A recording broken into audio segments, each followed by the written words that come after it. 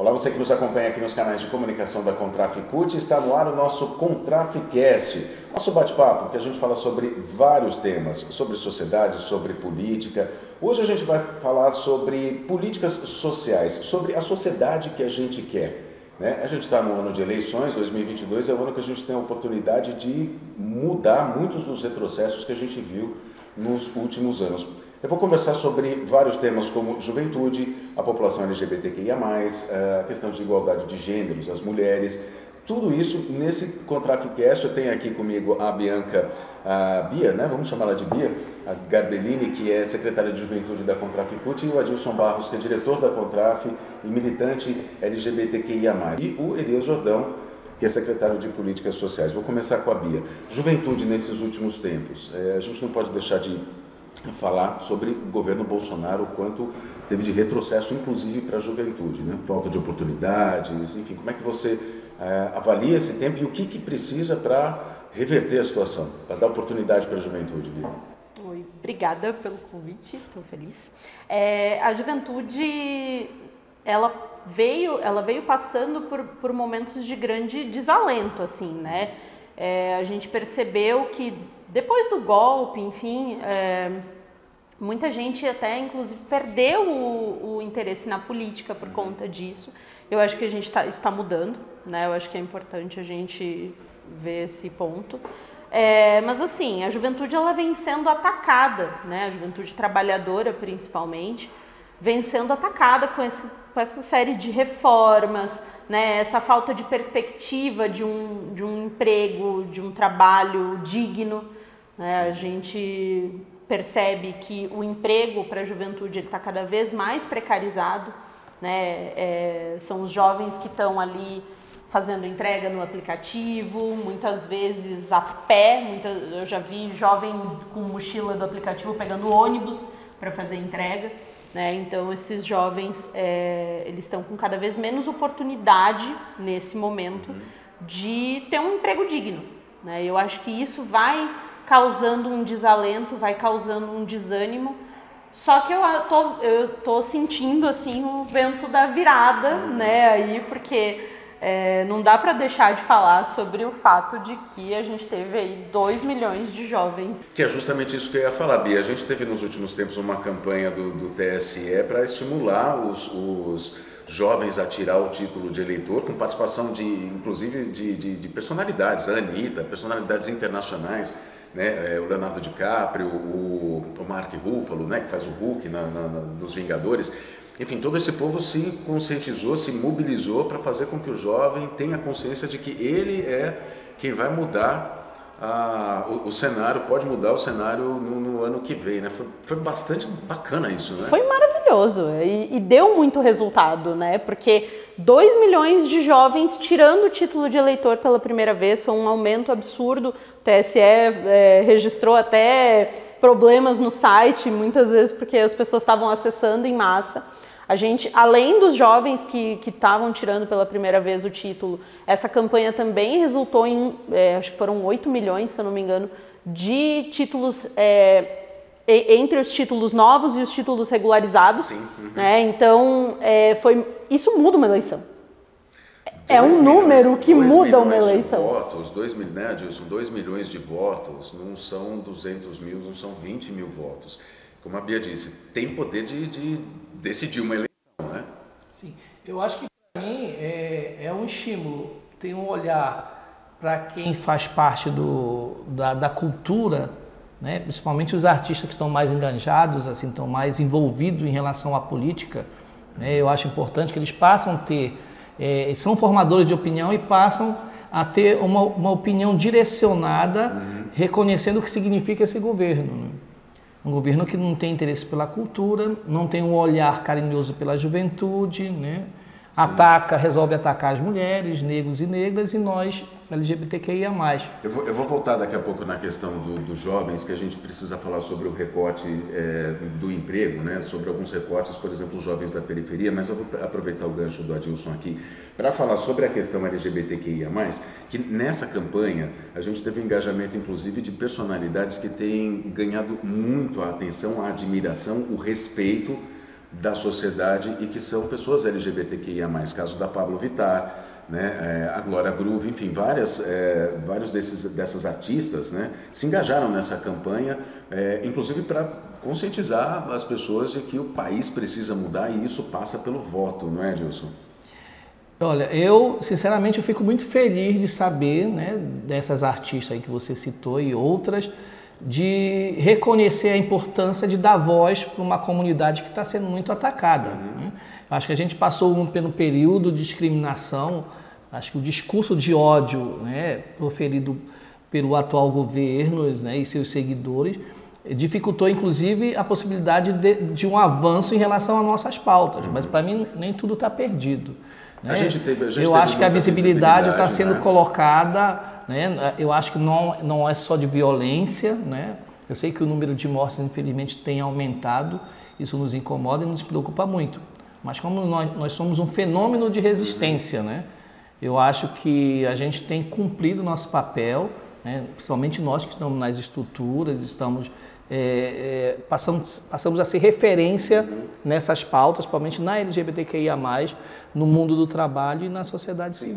Eu acho que a gente tem que desenhar um cenário que é o seguinte: os anos 80, anos 90, eles foram de muita perseguição, né? A população LGBTQIA+, mas depois dos anos 2000, a consciência começou a mudar. Então a população LGBTQIA+, está fazendo um novo mundo, o mundo está mudando, está mudado, inclusive a população LGBTQIA+, conseguiu se firmar nesse espaço, nós existimos, nós queremos direitos e é como você disse, é uma resistência, a gente está conquistando, a gente tem visibilidade conquistando o nosso espaço, mas a gente não pode dar mole para a violência que é praticada por esse governo e pelos seus seguidores, não é, Adilson? Para mim, acho que está tendo uma forçação de barra de retorno para o armário. Eu acho que a saída do armário ela é um ato político, é o ato desta resistência. Né? Eu acho que não adianta nos atacar, né? E essa coisa de impedir que a gente avance em pautas importantes. Né?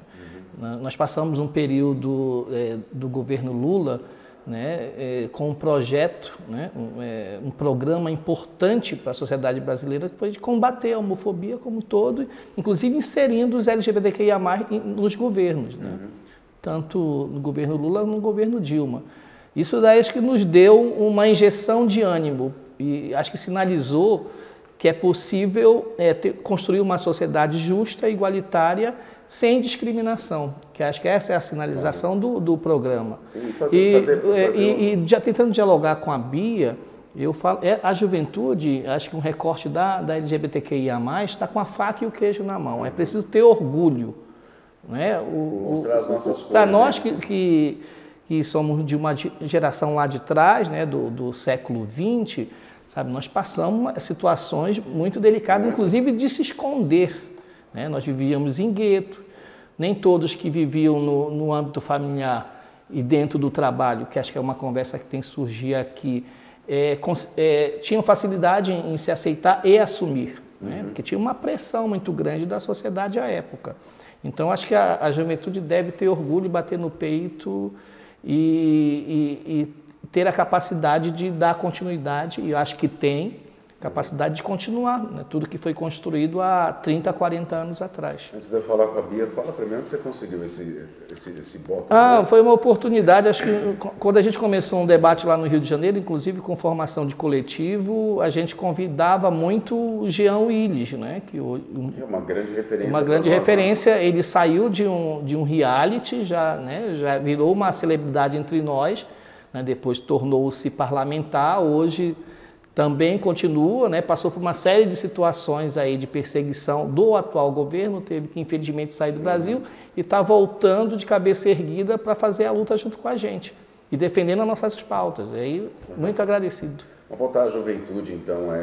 Bia, a juventude, quando você estava falando a respeito do emprego, a gente não pode esquecer que o emprego precário, no caso dos empregadores, né? Enfim, todas essas ocupações, inclusive que se aprofundaram, né? Cresceram muito durante a pandemia, de gente tendo que se virar, falar português, claro, né? Gente tendo que se virar para ter alguma renda, pouca renda inclusive, mostra a falta de oportunidades que o jovem tem. A gente pode dizer, né, que assim, no lugar do jovem estar trabalhando com a bicicletinha e a mochila, ele poderia estar ingressando num banco, por exemplo, um emprego de mais qualidade, não é? E aí a gente fala do recorte do jovem das periferias, os jovens mais pobres, os jovens negros, inclusive, né? E tudo isso está relacionado aos ataques às políticas sociais por esse governo, não é? Reduziu o emprego bancário, né, o emprego dentro dos bancos, e aumentou o emprego dentro do ramo financeiro, porém já precarizado, sem o status de bancário, né, sem conseguir estar representado pelos sindicatos, né? Então a gente percebe que a tendência é mesmo essa precarização, né, inclusive dentro dos bancos. E aí, óbvio, né, a gente teve aí, durante os governos populares, o incentivo à educação, o incentivo a ingressar na universidade. A gente teve uma ampliação absurda de jovens entrando na universidade. Esses jovens que se formaram ali naquele momento, eles hoje aí já não estão aí nessa faixa dos 18 anos, né? São jovens que não são mais tão jovens, mas para a CUT a gente considera a juventude até os 35 anos. Esses jovens estão se vendo sem oportunidade de exercer a profissão para a qual eles se formaram. Então isso é realmente o desalento que eu falo, né? As pessoas estão tendo que se virar, né? O que eles chamam de empreendedorismo, né? A gente chama de bico. Sim. Né? Fazer bico para conseguir botar comida na mesa. E eu entendo que a gente precisa urgentemente, sim, mudar o governo, né? E também pressionar aí o novo governo a olhar de novo para a juventude e a pensar a política pública para a juventude. Eu só queria pegar um gancho do que o Adilson falou aquela hora, agora que você está falando sobre cobrar do novo governo. É muito importante que não somente a gente eleja um representante para o executivo, né, que olhe para a classe trabalhadora, que olhe para essas questões, mas também o Congresso, pegando no gancho do Adilson, porque ele falou do Jean Willis, né? Então, eleger representantes para o Congresso também faz parte do processo, é muito importante, é essencial para que consiga haver o que a gente não vê hoje no governo, que é um equilíbrio entre os poderes para que essas políticas possam chegar até a gente, né? Sim, porque o nosso Congresso hoje ele é muito pouco representativo do que é a população brasileira. A gente tem um Congresso formado por homens brancos, héteros, ricos, empresários de meia idade, enfim. A gente não tem juventude no Congresso, a gente não tem mulheres, a gente não tem quase LGBTQIA+, enfim. Não tem então, representantes dos trabalhadores. Exato, Congresso, a gente né? precisa de trabalhadores e trabalhadores diversos, porque é quem nós somos, né? Nós somos uma classe trabalhadora extremamente diversa e a gente precisa se ver dentro do Congresso para poder, enfim, ter as políticas que nos beneficiem. Então é muito importante que esses jovens que tiraram o título agora, né, para além de mudar o representante lá no executivo, né, votem em deputados, em senadores, enfim, que sejam comprometidos e que a gente possa se ver nessas pessoas. É realmente mudar a configuração do Congresso que a gente tem, não é, Adilson? Eu acho que é importante a gente eleger um governo democrático popular. Acho que a retomada do que foi 13 anos de governo para nós é fundamental. Mas é preciso ter um olhar assim, em relação à defesa dos direitos humanos. E esse Congresso não nos representa, é um Congresso extremamente conservador e, como já foi mencionado aqui, o perfil pela Bia, né? Eu não me vejo representado, eu preciso ter alguém da minha comunidade para eu poder saber que as coisas poderão avançar nas políticas públicas, né? Em relação a nós.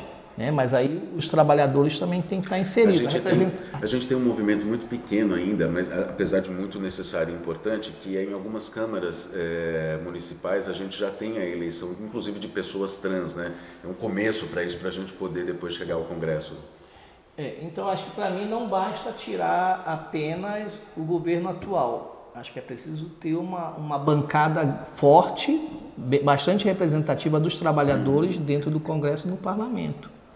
Né? E agora, assim, eu, por exemplo, quero dialogar hoje com alguém que garanta espaço, né, igualdade para nós, e dialogando com defesa de projeto de leis e sinalização que esse cenário aí violento mude. Né? A gente tem isso que o Adilson está falando, a gente vê não só na população LGBTQIA+, mas na juventude, com a população negra, com as mulheres, enfim, são vários os segmentos que vêm sendo atacados em suas políticas nos últimos anos. A gente vai ouvir o Elias Jordão agora, que é secretário de Políticas Sociais da Contraficute, justamente sobre o que aconteceu e o desafio que a gente tem daqui para frente. Elias. Olá, André. Olá a todas, todos e todes. É um prazer muito grande estar aqui com vocês, dialogando sobre esses temas que são temas da maior importância e da maior relevância, tanto para a nossa categoria quanto também para toda a sociedade. Nós observamos com muita tristeza e muita indignação que neste último período, tanto da pandemia quanto também do atual desgoverno, observamos uma escalada crescente de violência contra alguns segmentos da sociedade. Violência contra a mulher, violência contra negros e negras, violência contra a comunidade e a população LGBTIA+, violência contra PCDs e principalmente violência contra a população mais pobre deste país. E tudo isso por conta de um governo que não tem políticas públicas de combate a todo e qualquer tipo de violência. Muito pelo contrário, é um governo que estimula o ódio, é um governo que estimula o preconceito. Tanto que seus seguidores se sentem legitimados para praticarem todo e qualquer tipo de violência que se achem no direito de praticar. E basta ver também que é um governo que tem uma ministra da Mulher que não tem políticas para as mulheres e tem também o presidente da Fundação Zumbi dos Palmares, um negro que não acredita em racismo e que também não tem políticas públicas de combate ao racismo. Por isso, nós entendemos que para reverter tudo isso, primeiramente nós precisamos mudar o governo, tirar urgentemente este governo. Em segundo lugar, precisamos dialogar muito e constantemente, tanto com a nossa categoria, quanto também com toda a sociedade. E por último, para aqueles que não entendem e não compreendem esse debate, é preciso que sejam penalizados, criminalizados e responsabilizados pelos seus atos. A gente ouviu o Elias Jordão, que é secretário de Políticas Sociais da Contraficute, falando sobre as políticas que foram atacadas nos últimos tempos e quais os desafios que a gente tem daqui para frente, não é? Agora a gente vai trazer a conversa para Deixa eu só te interromper rapidinho, claro, Bia, porque tu falou das câmaras municipais, né, dos vereadores, das pessoas trans sendo eleitas, pessoas negras. A gente viu um aumento, né, dessas pessoas dentro das câmaras municipais, mas ainda eles são minoria, e aí por isso elas estão sofrendo uma violência absurda. Então eu só queria comentar, né, do quanto é importante esse movimento de resistência e, mais uma vez, do quanto a gente precisa ampliar essa participação para que essas pessoas também não sejam alvo de violência o tempo todo, né? Um movimento de resistência que seja referência para todas as cidades, né? E para a população das demais cidades, para que vejam o que acontece nessas cidades, que a população está elegendo os seus representantes de fato, como a gente deve fazer com o Congresso, para que também elejam nas suas cidades os seus representantes, não é, Bia? Exatamente. Bom, a gente vai agora falar então sobre porque assim, a gente está citando um monte de problema, a gente está falando o que aconteceu, não é? Traçando um panorama desses últimos anos, mas por outro lado, a categoria bancária, que é referência inclusive em negociação, né? Tem resistência, né? Tem uma atuação exemplar que serve de referência inclusive para outras categorias, que é justamente a mesa de negociação que inclui essas pautas, né? Eu queria que vocês contassem para mim um pouco como é que é a atuação da Contraf nas mesas de negociação. Adilson. Eu reconheço a importância desta mesa, principalmente a de igualdade de oportunidade. eu acredito que teve alguns avanços que a gente pode, inclusive, mencionar aqui. Acho que só a manutenção da mesa ela já é fundamental para nós, porque nos dá a oportunidade de debater a nossa pauta direto com os patrões. Né? Nós tivemos 3 censos da diversidade, que é uma conquista para nós, né, do setor bancário. O nome social no crachá, que é considerado avanço, mas tem uma que é preciso destacar, que é a cláusula previdenciária. Né? Os casais homoafetivos têm os mesmos direitos, né, que os outros casais, né? E ela está desde 2009. Né? E a manutenção dela continua sendo importante e tornou-se uma referência para demais categorias. Né? Então, acho que o setor tem dialogado em torno dessas pautas. A gente precisa ter mais visibilidade, né? Digo isso porque os bancos e as empresas dizem que a gente existe, só que a gente não tem enxergado. Né? Acho que é importante que você entre numa agência bancária, num local de trabalho e vejam esses trabalhadores. Eu quero ser atendido por uma mulher ou um homem trans. Eu quero ser atendido por uma lésbica, né? Por um gay. Né? Isso da gente é fundamental. Acho que é um investimento. E eu vejo assim, se não há contratação, e a violência ela deixa de ser apenas uma violência física, né? Ela é institucional. Porque a partir do momento do primeiro emprego que vai um LGBT, ele já é cancelado, né? Já não deixa, sabe, de ser uma violência. E porque o empregador que diz que está investindo na diversidade, que está combatendo a discriminação no seu local, e na hora, pelo fato de perceber a orientação sexual ou a identidade de gênero, já cancela, então alguma coisa tem que mudar. Então não adianta ir buscar certificação apenas e não investir nesse segmento. Você tem que dar visibilidade, inclusive, porque significa respeito com a pessoa, com o ser humano. Isso que o Adilson e a Contraf, de um tempo para cá, tem buscado, né? Inclusive, essas pautas acho que foram de forma muito cansativa, né? A questão da visibilidade. Eu preciso encontrar um LGBT no local de trabalho, eu preciso encontrar as mulheres em grande maioria, já que o setor... O LGBTQIA+, precisa se sentir inserido naquele contexto, né? Sentir que ele faz parte daquilo. Porque isso que o Adilson está falando é uma coisa muito séria, que você pega, por exemplo, como a gente estava comentando agora há pouco, do ano de 2000 para cá, as coisas mudaram, a gente tem o nosso lugar, a gente tem mais visibilidade. Mas ainda assim existe um preconceito, e a pessoa que sofre esse tipo de preconceito é uma violência tão grande que aquilo fica marcado para o resto da vida dela. Ela não merece ser culpada pela sua orientação sexual, jamais. Né? E acaba, quando a pessoa é cancelada, como a Adilson disse, isso gera um dano muito grave para a pessoa, que só ela vai saber o quanto ela sofre. Então é importante que as pessoas tenham respeito e que os LGBTQIA+, tenham visibilidade, e a Contraf luta por isso. Não é? Tá lá na mesa de negociação, como a Adilson disse. E agora, em relação à juventude, Bia? Então, eu percebo que assim, né, a gente está aqui em gerações diferentes de LGBTs, né, e essa geração pavimentou... Por quê? Quantos anos você acha que eu tenho? A mesma idade que você. 18. Pois é, a geração do Adilson pavimentou um espaço que a minha geração trilhou, né, para a gente conquistar direitos. E essa nova geração que está vindo aí, eu vejo essa geração já nascendo fora do armário, né? E isso é uma baita conquista.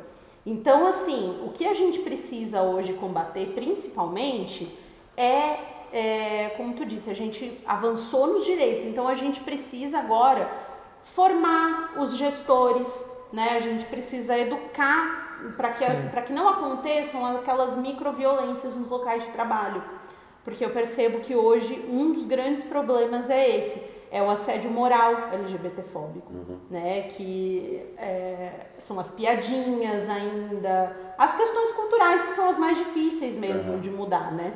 Então, acho que falta ainda, né, que a gente consiga que os bancos, né, que as empresas invistam nessa educação para que os gestores, né, tenham a capacidade de proteger os seus funcionários, né, e de não praticar violência contra esses funcionários LGBT. E é isso, essa juventude está vindo aí para conquistar isso, né, porque é uma juventude que não vai aceitar sofrer esse tipo de violência. Pois aí a Contraf A Contraficute está ao lado dessa juventude, está ao lado do trabalhador e da trabalhadora bancária nessa luta, inclusive lá na mesa de negociação, cobrando da FENABAN, fazendo debates, diálogos, enfim, para conseguir direitos, assim como tem sido ao longo da história, né, da Contraficute na categoria bancária. Bia Jordão, que é secretário de Políticas Sociais da Contraficute, que participaram com a gente, agradecer o Adilson Barros, a Bia Garbellini, que estão aqui com a gente nesse bate-papo gostoso, importante, interessante. O videocast, o Contraficast fica por aqui, a gente volta numa próxima conversa. Até lá!